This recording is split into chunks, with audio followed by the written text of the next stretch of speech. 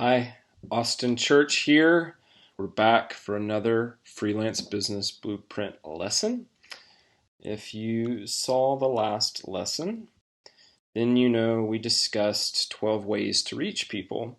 And I want to add one thing to what I said in the last lesson, and that is depending on your niches, your markets, the type of clients you want to go after, you may need to focus on different channels, different marketing strategies, different tactics. Because if you're going after, let's say, startups, tech startups, well, the founders of tech startups will tend to congregate at one type of watering hole. So if you're wanting to get in front of them and make start new relationships, make new connections, well, it makes sense to go show up in those places, right?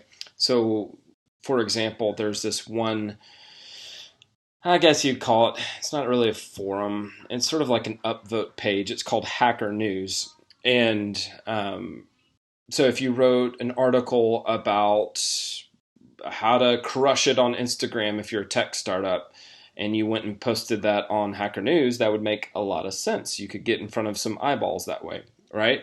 But you wouldn't expect to get in front of law firms or barbecue restaurants if you were posting on Hacker News. If you're wanting to get in front of lawyers, you might find, like we talked about last time, you might find a CPA who already serves law firms and could send out a letter and introduce your services and your brand. Can you hear this chaos going on? Do you realize how hard it is to do anything with 3 young children? Some of you do. Anyway, let's march on. So, just keep that in mind. Based on the two different types of clients that you're going to go after, you may need to pivot to new strategies, new tactics, so that you can meet people in your target audience where they already are. Okay, cool. Let's move on. This is going to be a short lesson today because we're going to talk about money. There are a lot of really strong opinions about pricing out there. I have added my share of strong opinions to the conversation. And I want to start by passing on one lesson that I call the Golden Suitcase. I learned it very early on. I was only a freelancer for 2 weeks when I had a conversation with a guy named Andrew Gordon, and he told me that my prices were too low, and that because my prices were so low, I would not be taken seriously in larger markets, meaning that my skill was there, my talent was where it needed to be to get those clients. I could do work of the right caliber, but how was I going to get their attention if I was cheap? Your pricing is part of your branding and positioning. Uh, a lot of consumer goods, car companies, restaurants get this, that they want to be expensive because they're sending a certain message. A lot of people equate price and quality. So I want to drive that lesson home right now, because a lot of freelancers think that offering clients a good deal is a strong strategic move. Oh, clearly, if there's an agency down the street that's going to charge them twice as much and they hire me instead, that means they get twice as much work for the same price. Well, that's not necessarily how people think, right? So if you're going out to eat and you're on a date and you have to choose between going to Taco Bell, which is super cheap, and going to a much nicer restaurant, it's not, your only motivation isn't just to save money. You would sometimes prefer to pay more money to have a different type of experience, to get higher quality food, to get food that, even just based on the signal that you get based on the prices on the menu, you think, well, the food, maybe the chef has more creativity. Maybe the chef was classically trained. Maybe the ingredients are sourced farm to table. you get where I'm going with this. You lose some strength in your positioning if you come in as like the inexpensive option. Now, keep that in mind. Let that be the backdrop of what I'm about to say next. When it comes to setting your prices, I think you need to charge what you feel good about making. Everybody's financial situation is different.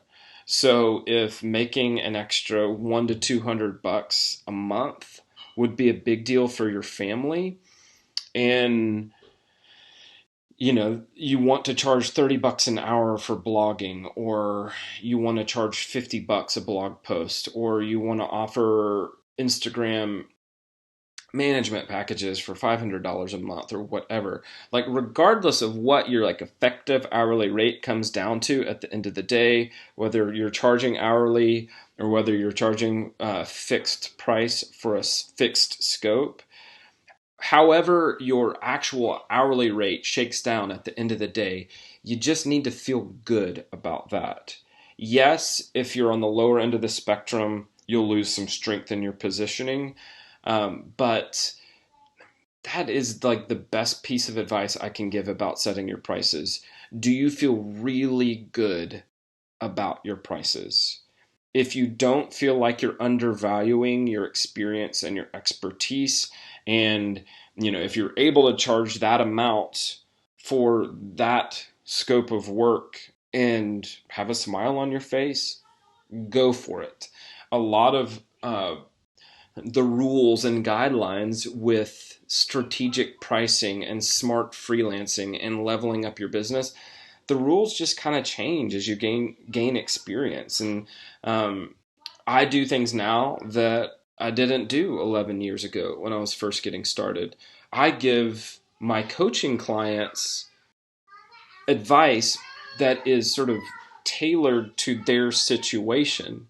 I don't always recommend that they do what I would do just because our situations are different, right? And so I just really try to avoid blanket advice. I really try to avoid making recommendations that simply won't work unless you're well advanced. So things are really going downhill quickly out there. Okay, so let me make sure I've covered everything. Yeah, charge what you would feel great about making, and then you'll get smarter. And then as you get smarter, you may realize that you need to adjust your prices to get the results that you want. And I think that's about it. That's about it. So go ahead, grab those 3 offerings and assign a price to each one. Try to go out and sell those to clients in your target audience, and pay attention to how you feel and what you think throughout the project. At the end of the project, and use the results, use real client and market feedback to determine whether you were too cheap, too expensive, just right. You get it. You're smart people. You get it. Anyway, that's the pricing lesson. We only have maybe 1 or 2 more. So hope all is well in your world, and I'll see you in the next lesson. Thanks.